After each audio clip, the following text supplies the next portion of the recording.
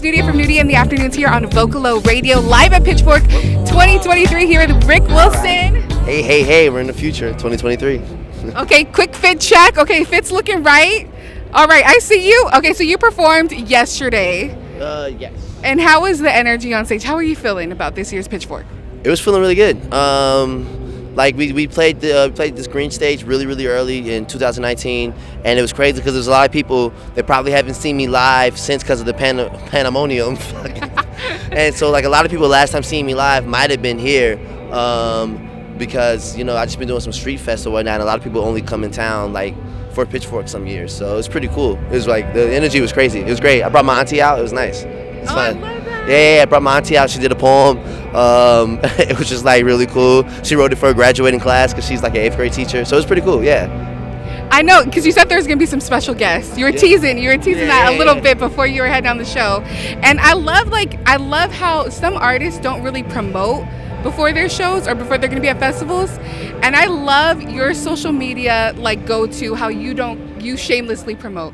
You're like, hey, I'm Ric Wilson. If you haven't heard of me, here's some of my songs. Yeah. Like, I love that. Yeah, well, I think sometimes people, I think sometimes, like, as artists, we get caught up in our head that, like, everyone knows who we are. But I think, like, it's always, like, it's constant discovery. You know what I mean? And I feel like if I'm not signed to a major record label or to, like, a major indie, like, record label, then I need to be promoting myself, being indie. So that's what I do. I love that. And okay, so we have to talk about the new album.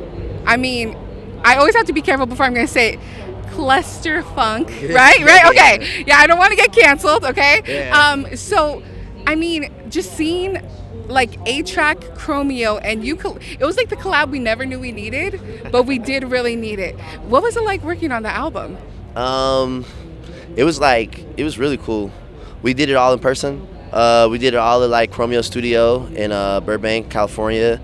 One of my managers was actually working on a podcast with A-Trak, and Trak was like familiar with the work, and he reached out and asked if he could connect me and his brother, and it turns out his brother is Dave Warnes. I didn't know at the time. Yeah. And so it was pretty cool. Like P and Dave would be in one room making the beats, and then me and Trak would be in the other room literally like tracking out vocals or whatnot, and it was pretty cool. It was intense, you know what I mean? I never, like, having A-Trak being like the recording engineer for the whole session, he was making sure I was getting every fucking take the best way. Like, you can't imagine how many times I had to sing that hook from like everyone moves to LA. But it was great. It was funny. I was singing all the hooks, and then I would go to Dave and I'd be like, yeah, Dave, like, you can sing these, you know what I mean? And then Dave was like, no, you're gonna keep these vocals, and you're gonna get it tighter, you're gonna get it better. So that was cool. It was dope. I was gonna say, how long did this whole collaboration, this whole project take? Because I feel like this is 4 very creative people, and I'm sure you guys could have been in there for years making music. Yeah, I feel like, I don't even know. I think it's supposed to just start like meet and greet and maybe do a track, and then it turns into a project. You know what I mean? Into an album, collab album. We started it in 2020, like in August, because it was like it was uprising, pandemic, and then election that year, so it was like a lot of on my mind. And I used to organize when I used to be like a full-on organizer when I was younger, so like I feel like 2020 got thrown back into like organizing, you know what I mean? Because it was like a big awakening like summer. So when we were making it, it's like 2 weeks I went to LA just to work on that with him, and then I moved to England for like, I don't know, over a year almost, no, over half a year. And then, so that kind of delayed a lot of shit. And then when I came back, everyone was like touring near the end of 2021 trying to get their money back. Yeah. So then by the time we really was able to get back into it, it was 2022. And we finished it, did the final stamps and everything like in June last year. So in New York at A-Trak Studio. So.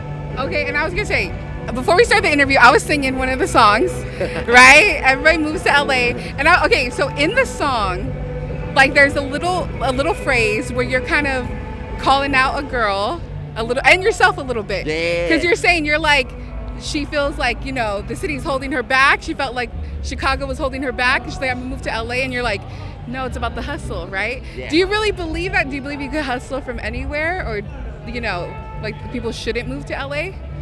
I think Chicago is definitely a major city. Like, I feel like you can definitely hustle out of Chicago. And a lot of people don't know, well, before the pandemonium, like, you were able to, like, fly to LA sometimes for pretty cheap. You know what I mean? So, like, there's never no reason to, like, you can have cheap rent, cheap mortgage or rent here, and then you just fly to LA where you need to work and then fly back. You don't have to move to LA. I think that's the crazy ever when people, like, move to LA. Like, I did a whole project with, like, A-Trak and Chromeo, and I didn't move to LA. I live here. You know I was going to say, there were some rumors that you were living in LA for a minute, though. No. The rumors are not true. The rumors are not true. The only place I've lived is here and London. That's the only place that I've been spending my time. We're putting those rumors to rest. Yeah, it's just, they're not true. They're not true. You never moved to LA. No. If I'm going to move to any other city, it's going to be London or Mexico City. Like, I'm not moving LA or New York. Okay. Sorry, New York or LA. No, it's all good. We're excited here in the Shy. But how do you feel, I guess, out of everything, out of all your accomplishments, we'll edit it out later. out of all your accomplishments, did you ever think one of them would be being a fashion icon? No. I didn't think that at all. I think no. You know what's crazy? I used to kind of like 2020 I started slacking off, right? And then we was talking about making the project with Chrome and like A-Trak. Dave and P are two fashionable the most fashionable people you ever meet, and they would come to the studio suits. They were like coming into suits, and I was like, well, dang, like I gotta step this shit up. I was like, I gotta step this stuff up. Like they gotta step this stuff up. like Dave would come in a full on like bell bottoms and everything. So they kind of made me step it up a lot. Yeah, and then also living in London. That's right. Definitely has a lot to do with it too. How would you describe your fashion?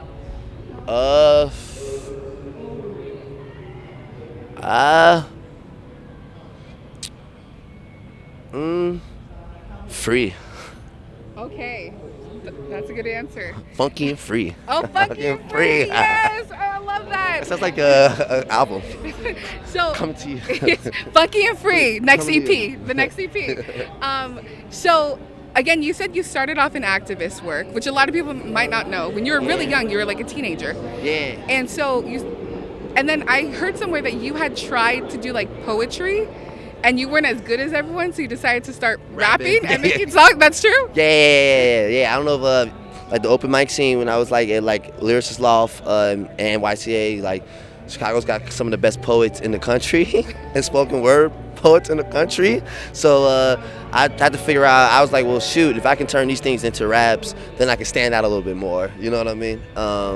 That's kind of how like it started. And then I was going to rap shows a lot, and people would just be like, hands up, and I thought that was kind of boring. So I was like, how can I make people dance? If I can like get people to like have fun and dance, like I want to dance and have fun at the show, then I know I'm putting on the show that I want to be at. So.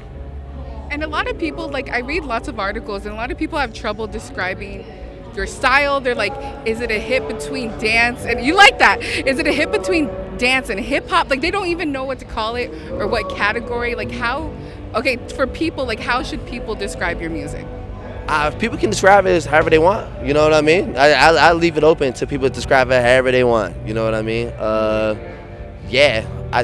It's actually kind of funny to see how people describe it. You know what I mean? I think the mystery is probably kind of the cool part. I feel like when you like super duper understood, that crap is kind of boring. You know what I mean? When like people just know you for sure, know your box and everything, I feel like then they become bored with the artist. So I'm like, people can just keep like figuring it out. It's the funky, and then people can title it however the different type of funky they want to call it. You know what I mean? Funky house, funky disco, like it's all that. I just call it funk rap. So I love that, funk rap. And so I did want to get like another question in about, you mentioned young Chicago authors, and so many important, Chicago artists came from these programs.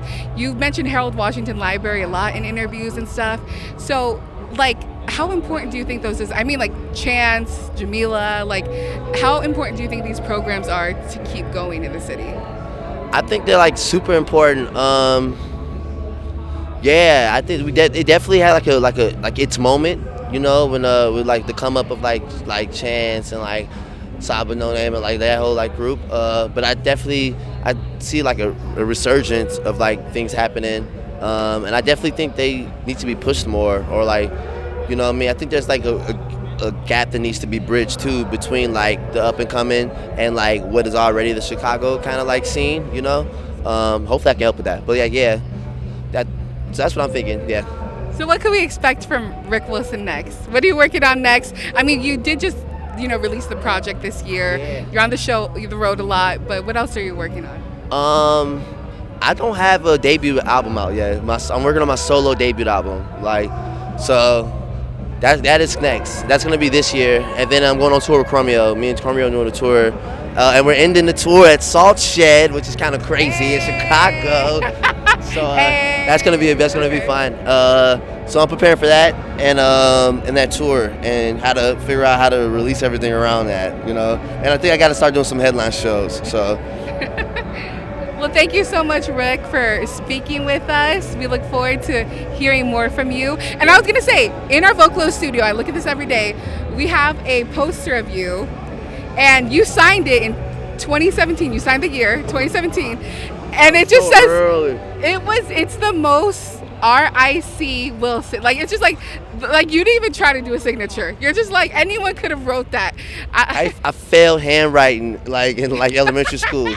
Like, people was convinced my handwriting was so bad. I don't know, like, if it's just like older people, like old black people, they always be like, oh, you're gonna be doctor, look at that handwriting. Yeah, it's horrible handwriting. So thank God for the Notes app. No, just like, right, yeah. I look back on some of like my old stuff I used to like try to write in a notebook when I was in high school. It was terrible. I don't know how I was able to read it. That's probably why it took me so long to get good at rapping, because I couldn't read my own rap. No, I was like, who wrote this? Was it really Ric? Because I don't know. This looks a little suspect. But 2017, yeah, that's when I first started putting out music.